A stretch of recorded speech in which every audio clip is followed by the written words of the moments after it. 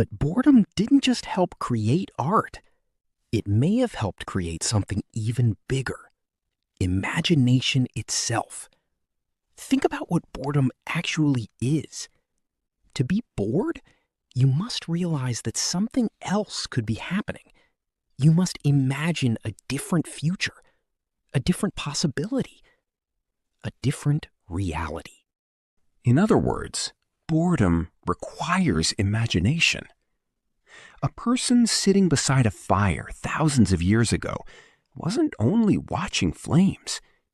Their mind could wander beyond tomorrow, beyond the next hunt, beyond the horizon. Questions begin appearing.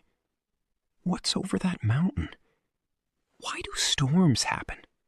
What happens after death? Why are we here? Those questions sound familiar because humans are still asking them. Some eventually became religion. Some became philosophy. Some became science. But they all began the same way. Someone had time to think. Modern psychology offers an interesting clue. Researchers consistently find that periods of boredom often increase creative thinking. When external stimulation disappears, the brain starts generating its own ideas, stories, solutions, connections. The mind becomes active precisely because nothing else is demanding attention. Ancient humans experienced this constantly. Unlike modern life, there were no notifications, no videos, no endless feeds. There were long stretches of quiet. And quiet forces the brain to do something remarkable. It turns inward. But perhaps the most important thing ancient humans did when they were bored was this. They talked. Not always about hunting, not always about food. Sometimes they simply shared stories. Stories about people. Stories about events. Stories about things they imagined. Around campfires, conversations filled the empty hours. And those conversations changed everything. Language became stronger. Relationships became deeper. Groups became more connected. A story told around one fire could spread across an entire community. Trust could be built. Ideas could spread. Knowledge could survive. What looks like simple conversation may have been one of the foundations of civilization itself. So let's look at the bigger picture. A person with free time creates a bead. Another creates a flute. Others sit around a fire telling stories. Some begin asking questions about life, death, and the universe.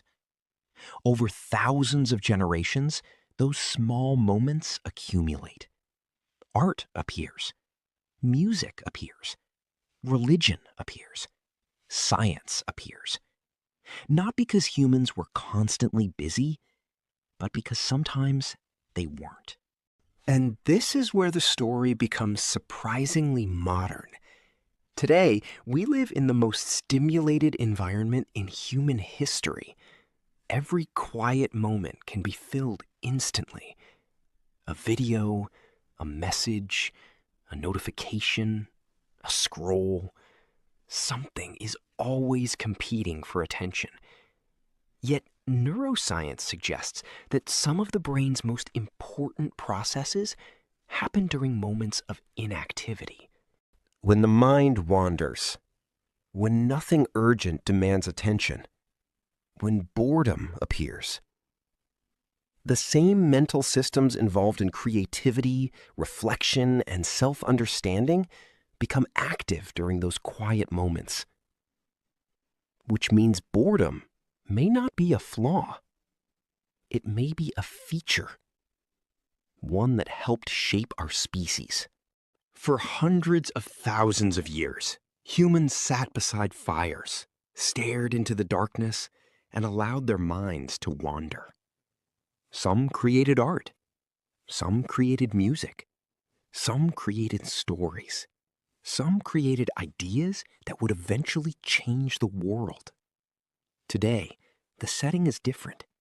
The cave became a house. The campfire became a screen. But the brain is still the same. And every time you put away the distractions and allow yourself a moment of boredom, you're doing something surprisingly ancient.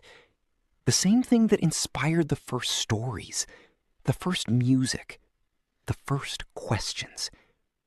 Boredom wasn't the thing ancient humans escaped. It may have been the thing that made them human in the first place.